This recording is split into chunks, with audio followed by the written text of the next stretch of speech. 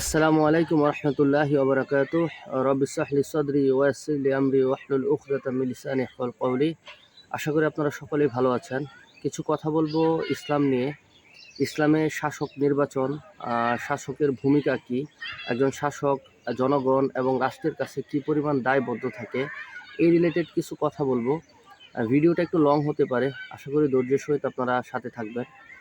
তা আমরা বর্তমান পরিস্থিতিতে যেভাবে নির্বাচন থেকে শুরু করে ভোটের মাধ্যমে নির্বাচিত হয়ে পার্লামেন্টে যাওয়া এবং শাসক শ্রেণীতে বসে দেশের উপর আধিপত্য এবং দেশকে শাসন করা থেকে শুরু করে জনগণের হক অধিকার আদায় করার যে ব্যাপারগুলো, এটা যেভাবে দেখতেছি, আসলে ইসলাম কি এইটার কথাই বলছে কিনা বা এইভাবেই কি ইসলামে শাসক নির্বাচন হয়েছে কিনা, এটা যদি আমরা একটু আলোচনা করি, ব্যাপারটা কীরকম দাঁড়ায়।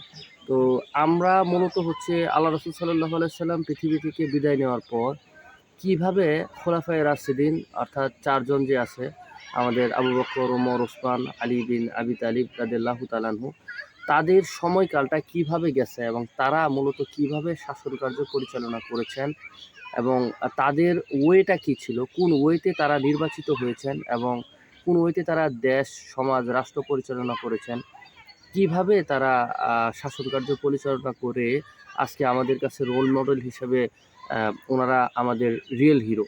তো এই ব্যাপারগুলাই হচ্ছে আমাদের মূল ফ্যাক্ট এবং এগুলোই কিয়ামত পর্যন্ত আমাদের জন্য রোল মডেল।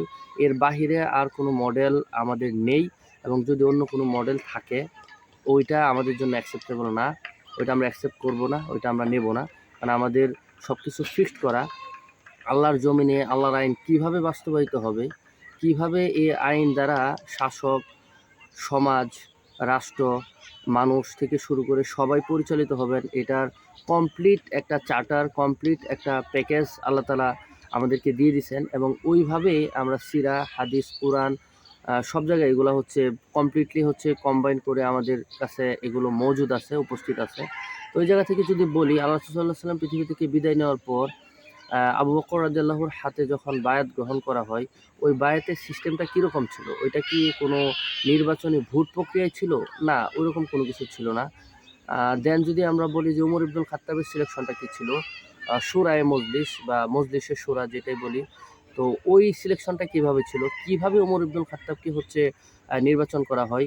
এটা কি আমাদের গণতান্ত্রিক যে তথাকথিত ওয়ে, যেটা ভোটের নির্বাচন, এভাবে কি হয়েছিল? না, এভাবে না। এই নির্বাচনের মূল ভিত্তিতে তো যে হচ্ছে প্রধান থাকে বা যে নির্বাচনে দাঁড়ায়, সে নিজেই গিয়ে ভোট চায়।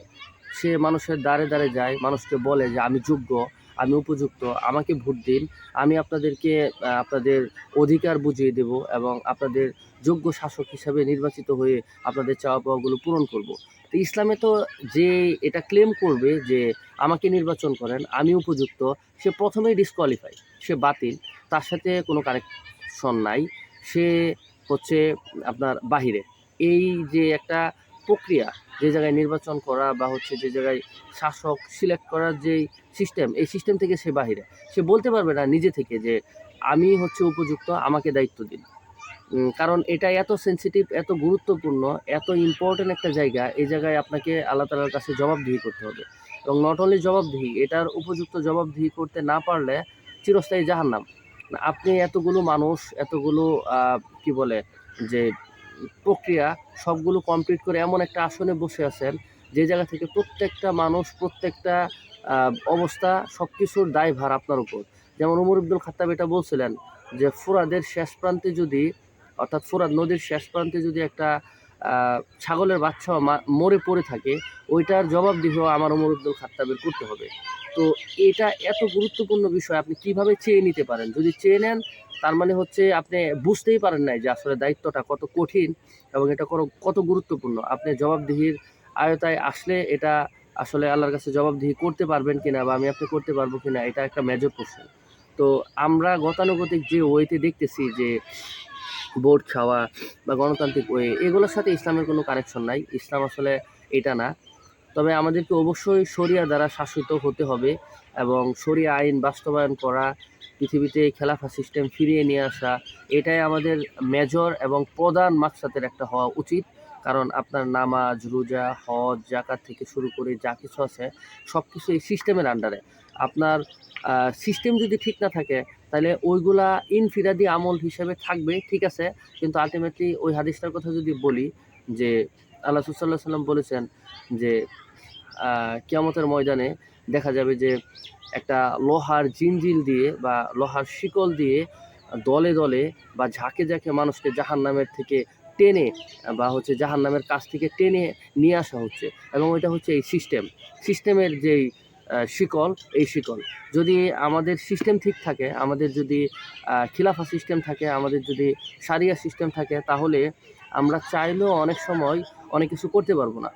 কারণ সিস্টেমের আন্ডারে থেকে আপনি অপকর্ম বা অপরাধ থেকে দূরে থাকার মতো অপশনগুলো আপনার জন্য অ্যাভেলেবেল থাকে। আর যদি সিস্টেমই না থাকে তাহলে আপনার জবাবদিহি করতে হবে না, আপনি আপনার খাহিশিয়াত, আপনার ইচ্ছা, আপনার মন মর্জি মতো আপনি চলতে পারবেন।